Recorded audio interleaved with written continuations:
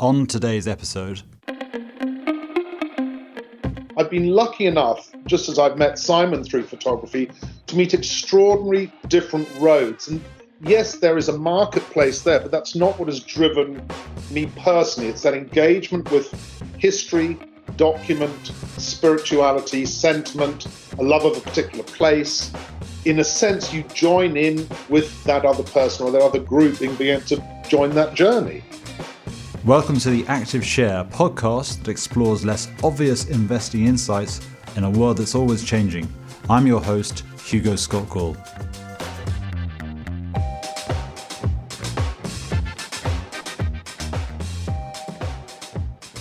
Today, I am delighted to have with me Michael Hoppen.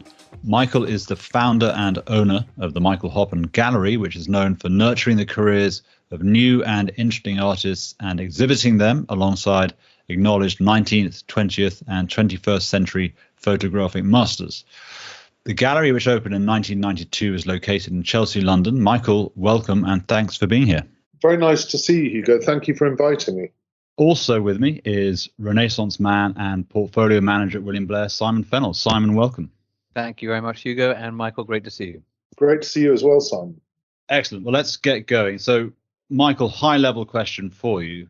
How do you think about the art market? Is it one market? Is it a series of smaller markets? And then adding on to that, how do you think about the motivations for buying? What's different from our market, public market equities, and your market, specifically photographs, but art? I think, you talk about markets, and I've never really looked at what I do as a market. I've looked on it as something that interests me. I think markets, obviously, there's a trading area to what we do, but the initial reason why I started what I did, and I started collecting many years before I opened the gallery, was that something piques one's interest. And I think any collector, whether they're talking about photographs, I know people who collect, ink pens, I know people who collect old master drawings, you see something of yourself. And once that begins to happen, you're fed. And it's about, there's a spiritual engagement. I know it sounds strange, but there's absolutely an engagement you have when you walk down a street. And some people get it from wine, some people get it from cars. I mean, I think it's totally cross-discipline. There are many different areas that you can explore, but the market itself is really the aspect of paying for it, finding it, and trading it. But underneath what pins all of that underneath everything for me is that engagement one has. And as soon as you're engaged with something, then you want to gain more knowledge. One particular picture will lead you to something else. I mean, we'll talk about this later, but we have many different types of collectors. Some people are specifically interested in trains that ran between London and Scotland in the late 19th century. Are they collectors of photography? Are they collectors of history? Are they collectors of their past memories, maybe something their father spoke about? So I've been lucky enough, just as I've met Simon through photography, to meet extraordinary different roads. And yes, there is a marketplace there, but that's not what has driven me personally. It's that engagement with history, document, spirituality, sentiment, a love of a particular place. In a sense, you join in with that other person or that other group in being able to join that journey. So I've learnt more from my clients than I think they've probably learnt from me, because I'm directed into other worlds. And photography has that enviable ability to take you to a place. And of course, it's only 180 years old, so it's relatively new. And has that changed over time, the nature of the buyers and the reasons for buyers? Has art become seen as something of an asset class, and it's probably attracted in the same way that lots of asset markets have attracted inflows of money in an era of very low interest rates? Has the sort of who the marginal buyer is and why they're buying, has that changed versus 20, 30, 40 years ago? Yes, up to a point. It's a very, photography specifically is very democratic, because there's obviously quite often more than one copy. Like sculpture, an edition can be made, or various casts can be made, like cars, like watches. There are more than one individual object, although in many cases, of course, photographs can be unique. But we need to sort of go back to the sort of 70s when the Getty Museum in California, one of the great museums in America, took a decision to build a photography collection. And their first purchase was 44,000 prints, which they bought from one particular person. And that really catalyzed certainly the big institutions in America collecting. Was up until then, it had been slightly football card, if that makes any sense. You know, it was being swapped, exchanged, bought and sold tabletop between people who had, as I say, very specific interests. And the market was relatively small. You know, Colnaghi's in the 19th century in London were dealing in photographs in the 1880s. Julia Margaret Cameron was, in fact, an extremely successful 40-year-old woman making pictures of her friends. And Colnaghi's, one of the great art galleries in the West End in St. James, that's still going today, saw the potential because people gravitated towards it. We have a show up at the moment, which, again, the market has caught up with that interest. So I think, yes, there has been a definite change in the ability for people to be able to see the work, because it's on display in many, many museums now, whereas before you had to go and rummage around in bookshops. Photographs, whenever I travel, for example, and I do a lot of it normally, I would always go to where coins and stamps and books are traded, because that is where the photographic community tended to collect. It was a rather bookish activity. What's happened since, via technology and through consequence of the museums displaying, people have thought, maybe I should hang a photograph in my home rather than, for example, a drawing or painting. That mirror of contemporary society that photography provides has, in a sense, I mean, I always remember going to see American films in the 80s and 90s, and everyone's walls was covered in black and white photography. You saw a film in England and it was covered in drawings, paintings, antiques. So there was this huge difference between what people wanted to look at on their walls, what people had collected. And as I say, the rather bookish style of collecting I met somebody, in fact, 2 nights ago that started collecting photography in the late 50s and 60s. And that was incredibly, and I was in his house yesterday around the corner, and I was amazed to see some of the pictures he'd bought in the 60s when they were relatively inexpensive, but obviously considered highly important to the originator and to him. And it's through that sort of collegial collecting, I think, that photography has been able to make itself, and more so in Europe, because, of course, America was very much at the forefront. Chicago Art Institute, for example, was one of the very, very first places to display photography. And Maholy Nagy, who came from the Bauhaus in Germany, moved to Chicago at the beginning of the war, was a huge influence on what the museums and what collectors and what aficionados wanted to look at. So it's about knowledge. Yes, taste comes into it, but that, in a sense, displacement of painting and drawing is still in process here in England. I'm talking about, but in America, I mean, you always feel amongst friends when you talk about photography. That geographic basis from the Getty or even from Chicago has focused initially on American artists, photographers, or what element does the international artist play in terms of the collecting? Is it a globalized market? And how do you think about almost country of origin, as it were? I think because photography has a democratic nature, i.e. that you can have a copy sitting in Warsaw in Poland, but that artist can also make another copy and send that to America. It's allowed a very broad spread of photographic originators to congregate into museums and collections from all over the world. So very rarely do you go to one of the great American museums, Houston, Boston, Chicago, Los Angeles, San Francisco, New York, to name only a few, because, of course, virtually every city in America has collections. And it's very rare that you go into these collections and just see work from one nation, from one discipline. So most of these museums will collect historical photography. So they will have early pictures of the American Civil War, for example, which are historically important documents that may have actually transferred from a library to a pictorial museum, which I find interesting, that transfer of what it in fact actually is, to collecting practitioners who were brought together by some of the forward-thinking dealers in America, Witkin being one of them. I remember going to shows. The first photograph I ever bought was in probably 1978. I spent $44 on a Harry Callahan. He just interviewed me at RISD. He was the head of department at Rhode Island College of Design. And I was at a place called 20th Century American Posters. And I said to my mother, could I borrow $44? When $44 was a reasonable sum of money for an 18-year-old to think about spending on a picture. And I'm happy to say I still have the picture. I cannot for the life of me what made me think, why would I buy it? But again, a little bit like the beginning of the conversation, there was that recognition. I'd been brought up in South Africa. It was a picture of the coastline, and I saw something that he had seen. And I'll never forget when Instagram first reared its head. I remember thinking, I'm sure we all did when we were traveling without iPhones, just over 11, 12 years ago, I wish somebody could see what I'm seeing now. And that's what Ansel Adams was able to do. That's what Frith in the Crimea was able to do. He wanted people in London or in New York to see what he had seen. And that interpretation created an agenda. I know we're going slightly off track here, but for me, it's a very important reason why photography became so prevalent in the American museums. They enjoyed looking at paintings and drawings and sculptures from grand tours, but photography joined that journey quite early on in America.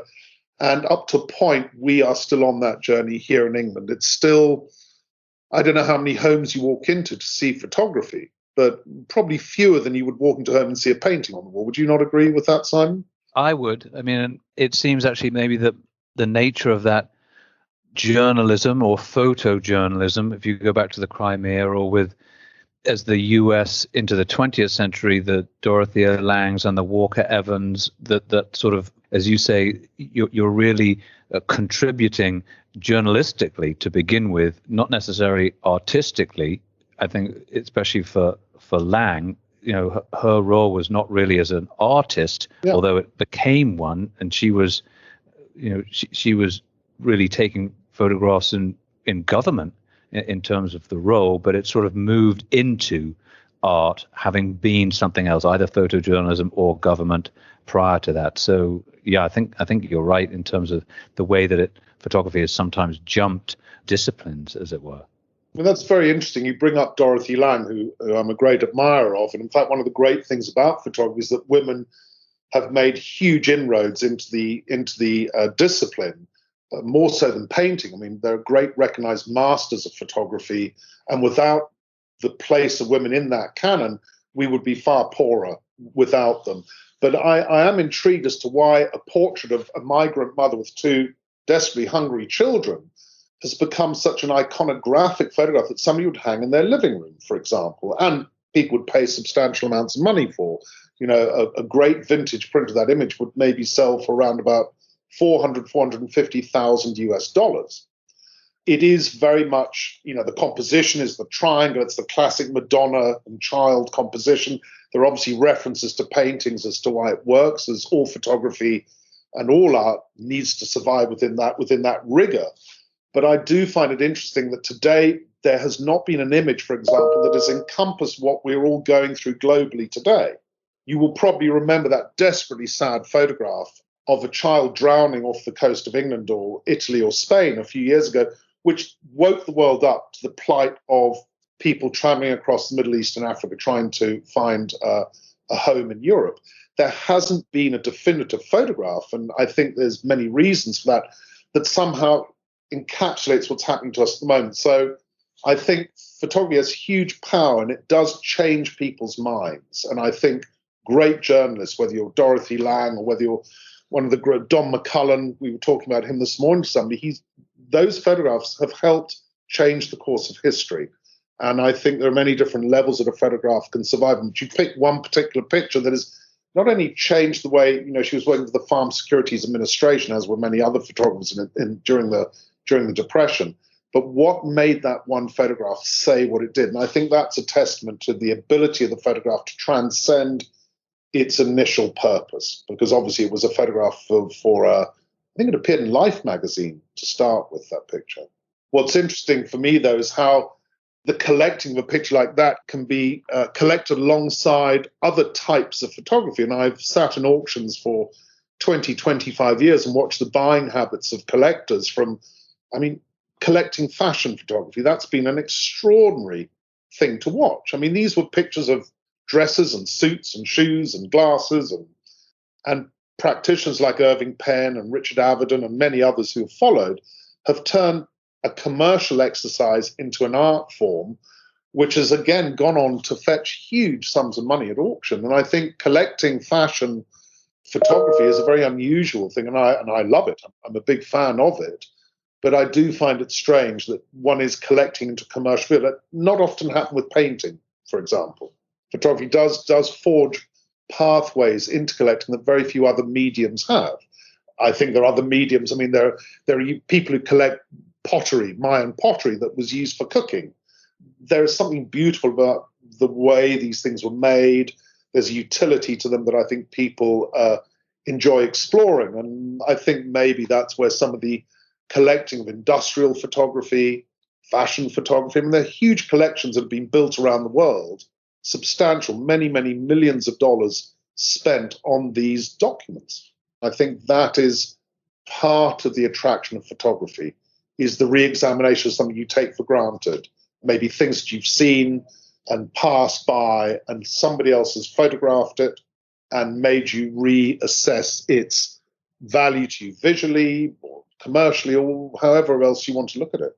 So what are you looking for, Michael, to capture the spirit of the time we're in now? An awful lot has happened, and maybe perhaps an awful lot could change. You never want to overestimate change in the moment, but there's certainly, a number of big things going on in the world, not least pandemic caused by COVID. So what are you looking for when you think about photographers' work you would like to have in your gallery that will somehow capture the moment we're in and endure? How would you, that's a real skill to have. And we think about that as investors. So has this changed the revenue opportunity for company A versus company B? Has it created a whole new pool of revenue? Has it destroyed a whole pool of revenue? So how do you think about that, thinking forwards about kind of what's going to endure and what will stick, what won't stick?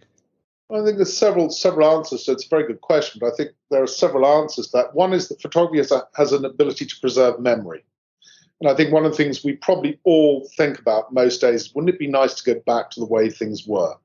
And I mean that in the sense that there was a quality of life we had, which continues to change. I think COVID has sped up a lot of things. I think there were lots of things happening. But what I do when I look at a show we have up at the moment by Emerson of the Norfolk Broads in the 19th century, there's a quality and a way of life that I think the reason we put the show on is because I think that people are looking at the way things were. So photography preserves memory. And so we are investing heavily in old photography. As you said in the beginning, I've also been a great champion of new young talent, and nothing stands still. So I'm always investing what's going to happen tomorrow, next year, and years to come. And sometimes we get that right, but not always. But I always like to think about what I want to look at tomorrow. So I'm always out there looking. One of the problems, funny enough, I've found is, although photography is perfectly suited to the internet and delivery via your iPhone or tablet or screen, there's nothing like the physical object. So I'm always looking for object quality. I'm also looking for timelessness. So whether we're looking at a portrait of the migrant mother by Dorothy Lang or looking at a picture made yesterday, I would like to think, and this is one of our absolute key reference points, is if you look at that picture in 100 years' time, will it still have a resonance? You may not know where it's taken. You may not know anything about the artist. All that information helps, but does the physical object move you? And so I have a rule in a way that I like to take on artists where I see them building consistency and interest in where they're not plowing the same furrow all the time. But every now and again, like yesterday, I bought a picture by somebody, and it's the only picture I can see that they've taken that I absolutely love. But I've learned to trust a little guy in my stomach who tells me sometimes, just don't dismiss this because there's something in there. So we're looking all over the world at photographers. It's something that everyone does, and that's one of the beauties of it. Everyone has the ability with an iPhone, I suppose, to take a picture, but the iPhone is only one machine, one piece of that technology. But at least we know that cameras in phones are being used all over the world, and therefore we get to see what is happening everywhere. And I do find, though, that I'm challenged by looking at everything on screen. I do like the object qualities. That's very important. It's not simply a flat piece of paper.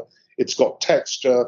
It has a message, and there's the story behind it. And the story, the backstory, is quite often the thing that will clinch it for us. So the artist or the photographer themselves, what they're looking at, why they're looking at it, what happened because of what they did to that photograph. Obviously, a photograph is an interpretation as well as a rendition of what happened in front of you. And if we go back, we were talking about the Crimea just now. I'm very interested in 19th century photography at the moment. I think it's an area which is vastly undervalued and underlooked at. But if you look at the great picture, I don't know if you've ever seen a picture called The Valley of Death. It was the day after the charge of the Light Brigade.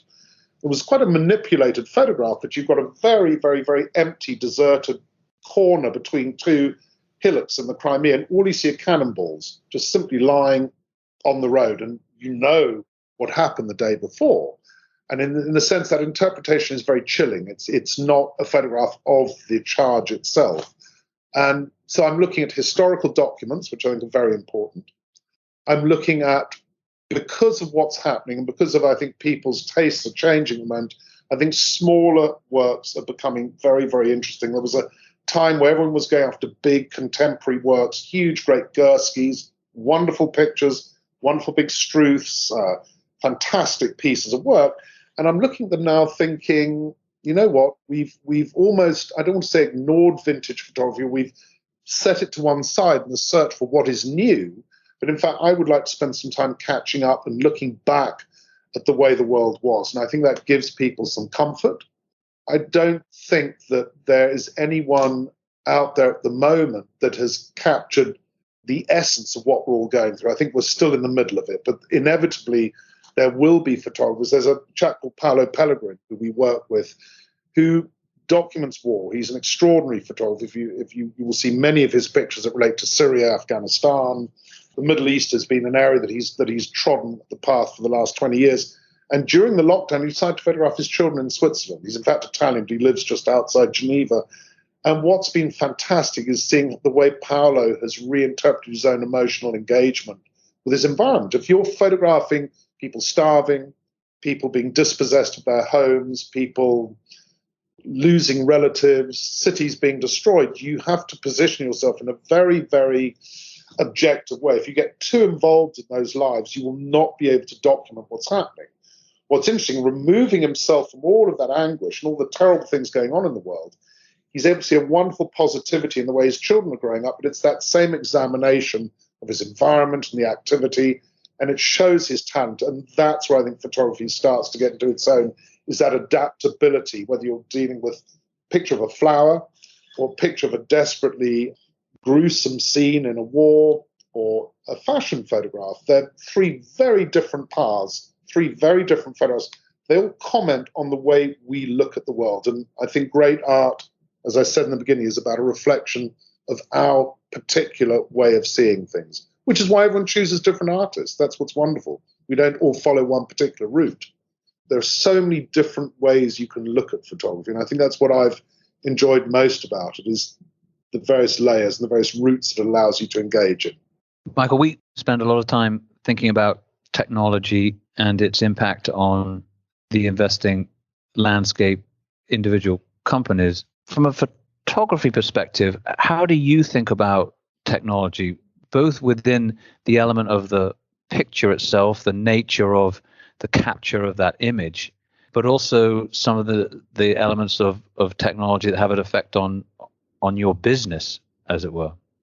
Well, it's clear that COVID sped up something we were doing anyway. 2 or 3 years ago, I mean, I've been where I'm sitting now since 1991 when we opened the gallery, and we were very much here. People would walk into go, and that's how they would see what we were doing, what we were exhibiting. The internet and the iPhone came along, and suddenly people were able to look and see what we were doing here. But I resisted for years and years in putting our exhibitions online. And we started 3 or 4 years ago to recognize there was no way that what was happening would stop or go back to where we'd been. And so I invested quite heavily in people who understood that activity, because I don't pretend to, but I recognize its potential. The delivery of a photograph onto a screen, they're sort of made for each other. But I absolutely believe in the haptic experience and the object quality of a photograph. So I was very reluctant to close the gallery, and I still am. We're still hanging shows even down during lockdowns. I can video those shows or video photographs, which is what we do for people.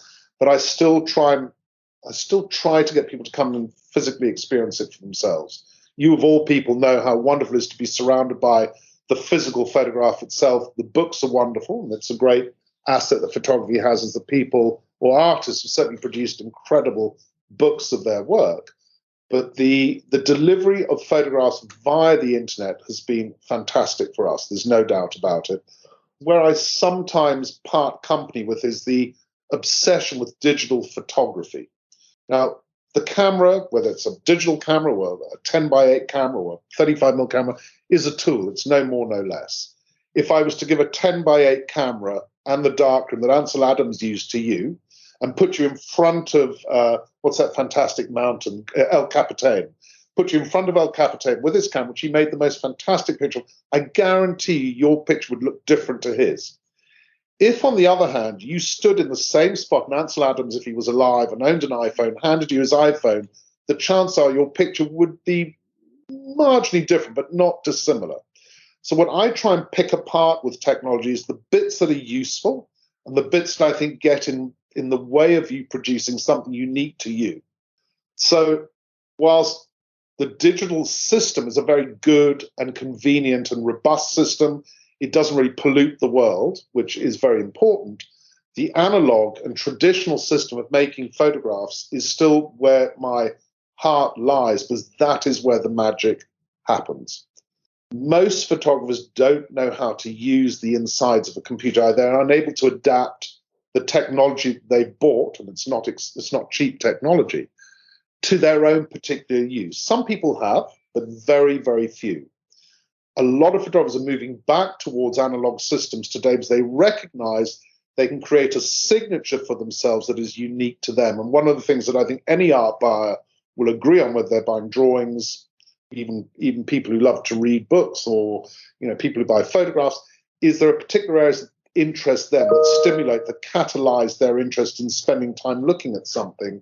And I believe that is the magic of that internal technology. And it's important to realize that, of course, photography and technology are beautifully purposed towards each other. Art, science, and technology is photography. So every time technology has moved forward, or every time photography has moved forward, guess who's joined them? The internet, email, the iPhones, all these things were brilliant for photography, and the delivery speeds of all this is driven by the volume of information that a photograph or a piece of film contains. The whole streaming thing we're looking at today, I'm fascinated by what's happening with music.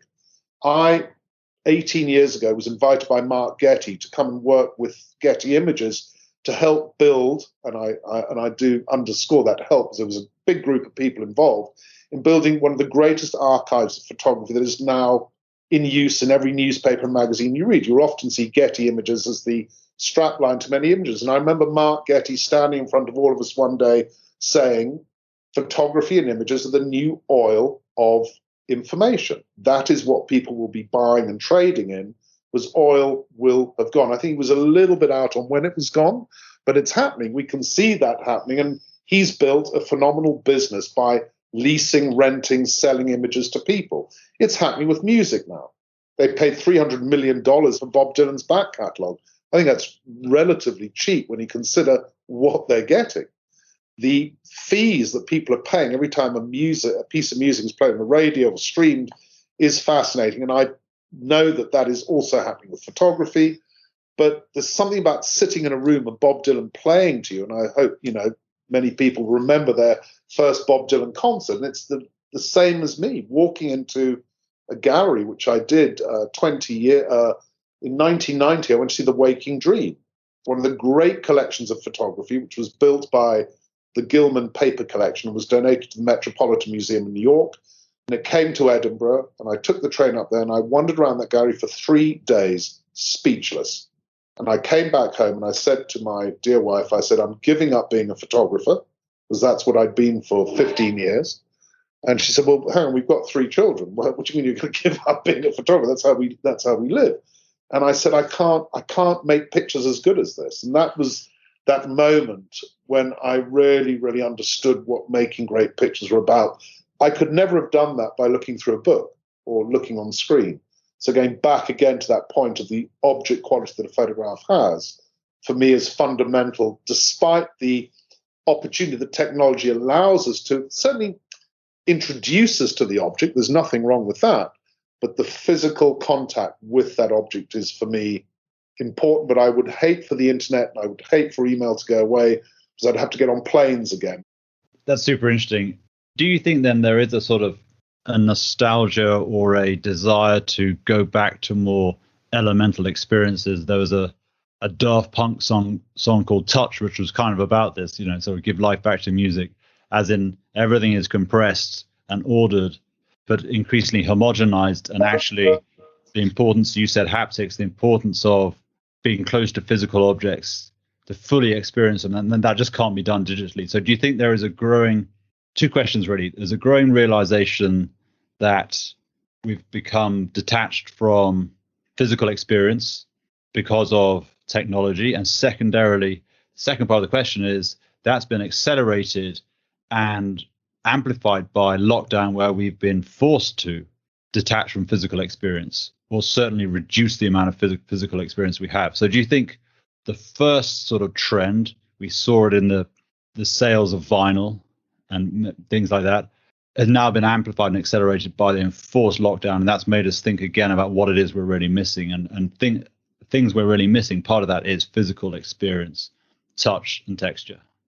I think it depends what age group you're looking to. What I find intriguing about what's happening is that people who've grown up with technology, my children have grown up, well, they've grown up with both, but I think a lot of children, a lot of young adults have grown up in a technological world. They're taught at school via technology. That's become the norm to them. So in fact, discovering the older haptic object experience is ironically the new.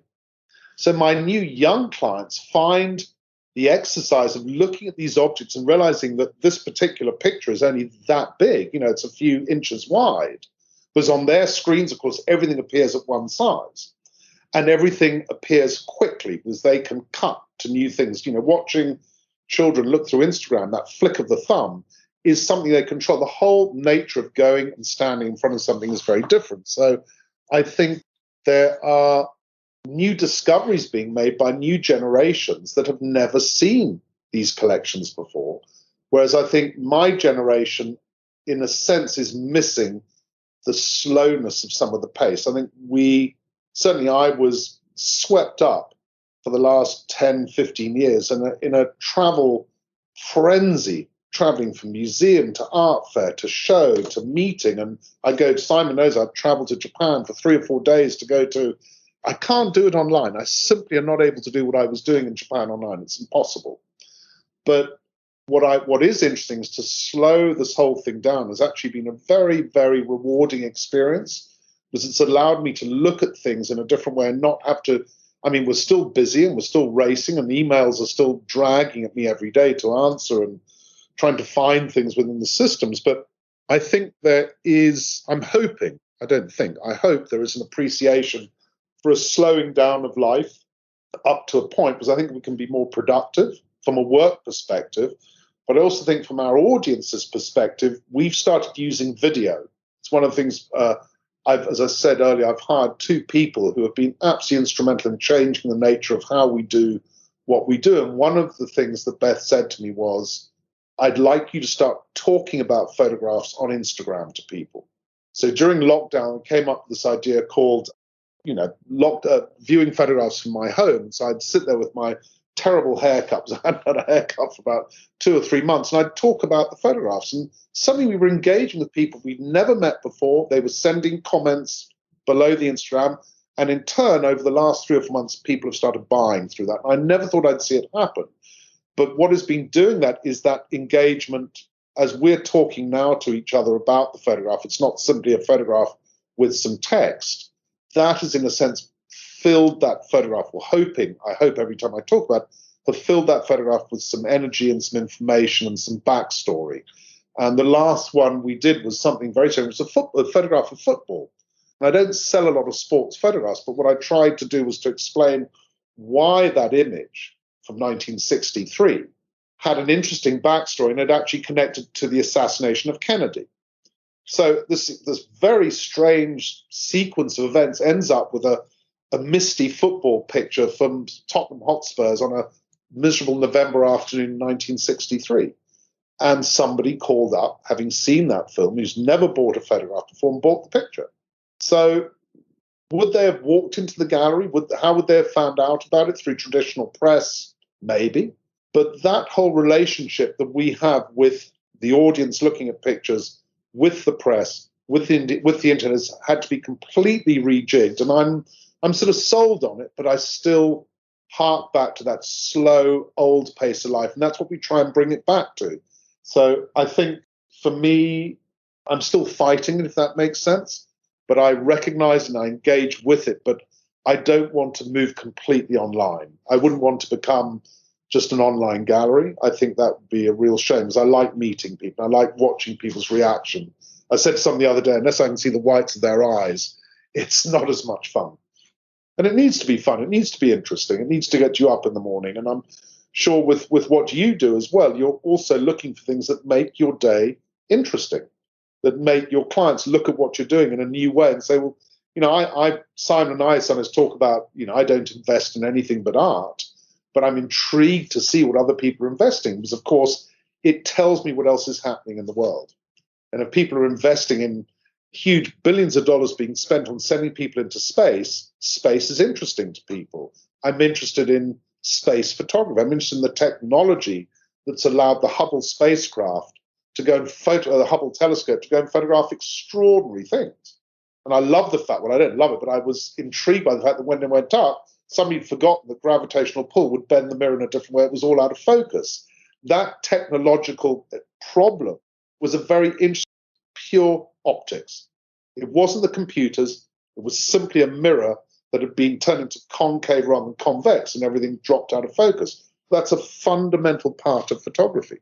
So it interested me, and I like the way photography snakes its way into almost everything. I mean, when you're looking at investing in a particular company, I'm just wondering how photography plays a role. If it's to do with science, there will be information that can be visually very, very interesting to a scientist. Somebody may have to explain to you why that particular virus or bacteria. I mean, I love scientific photography. It's an area that I collect very heavily. Crime, we collect crime photography.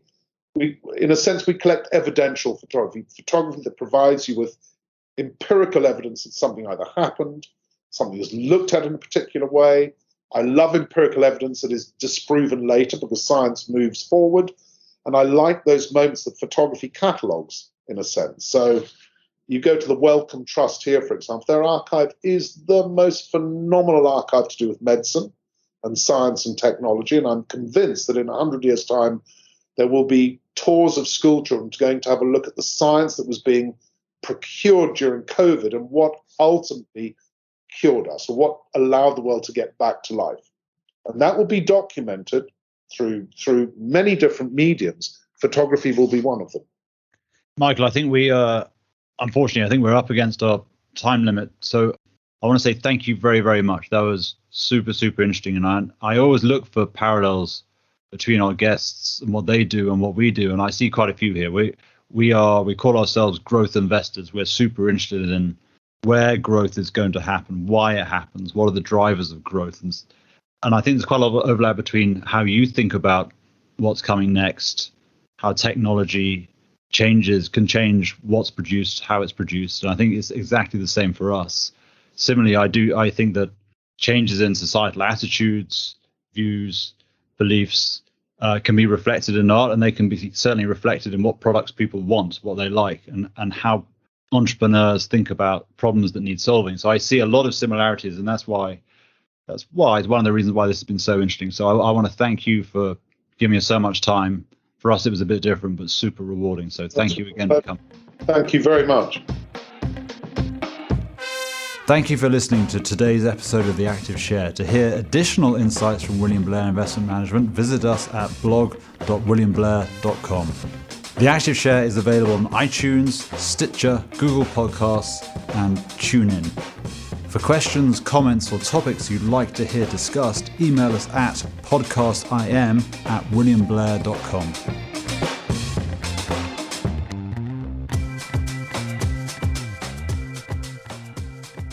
This content is for informational and educational purposes only and is not intended as investment advice or a recommendation to buy or sell any security or to adopt any investment strategy. Investment advice and recommendations can be provided only after careful consideration of investors' objectives, guidelines, and restrictions. The views and opinions expressed are those of the speakers as of the date of this recording, are subject to change without notice as economic and market conditions dictate, and may not reflect the views and opinions of other investment teams within William Blair Investment Management. Factual information has been obtained from sources we believe to be reliable, but its accuracy, completeness, or interpretation cannot be guaranteed. Any discussion of particular topics is not meant to be comprehensive and may be subject to change. This material may include forecasts, estimates, outlooks, projections, and other forward-looking statements. Due to a variety of factors, actual events may differ significantly from those presented. Past performance is not indicative of future results. Investing involves risk, including the possible loss of principal. Any investment or strategy mentioned herein may not be suitable for every investor.